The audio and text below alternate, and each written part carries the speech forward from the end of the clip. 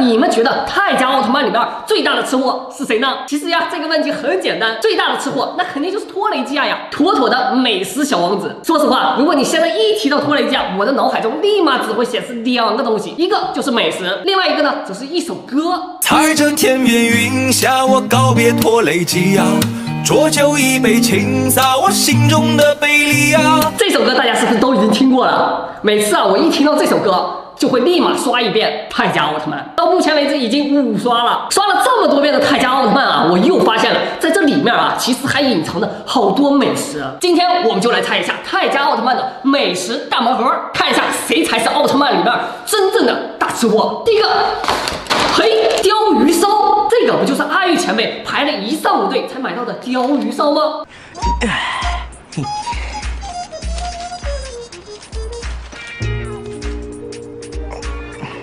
好吃啊！看这个片段的时候啊，我就非常的好奇，鲷鱼烧有这么好吃吗？需要排1上午队？它的外形不就是这种鲤鱼的造型吗？里面呢，哇，装了一些豆沙。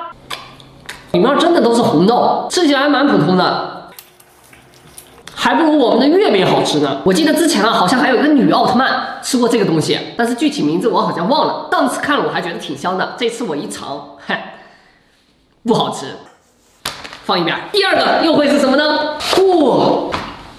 居然是一瓶汽水，这个肯定不是托雷基亚喝过的，因为托雷基亚呢不喜欢喝汽水，他喜欢喝奶茶。喜欢喝汽水的应该是一个外星人，凡顿星人。他们不只喜欢喝这个汽水，而且还喜欢收藏这个瓶盖。星球上那个瓶盖有着不可估量的价值，多少钱？出多少钱你愿意卖给我？你看，多刷几遍奥特曼还是有回报的，不仅能发现他们喜欢吃什么，而且还能从中发现商机。如果我们把那些瓶盖全部找齐，到他们星球上进行交易的话，那家伙。北上广深的房子随便买啊！有了这个瓶盖，还要什么朝鲜户口啊？哇，这个好重啊！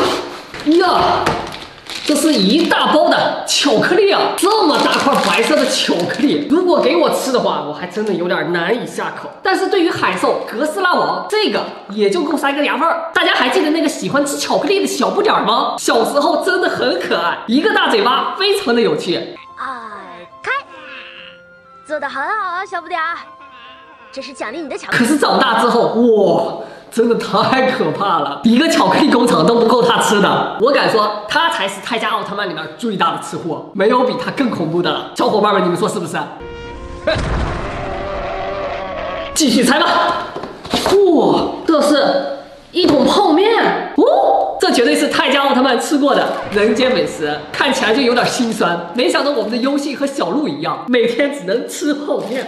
我感觉啊，他俩绝对是新时代奥特曼里面最惨的2个了，只剩下最后一个了，看看又会是什么呢？哇，居然是一桶爆米花！没想到最后一个开出来托雷基亚最喜欢吃的美食爆米花。其他的美食啊，托雷基亚也就一吃而过，但是这个爆米花啊，在剧中出现了2次。看来我们托雷基亚最喜欢的还是这个人间美食啊！再来一颗。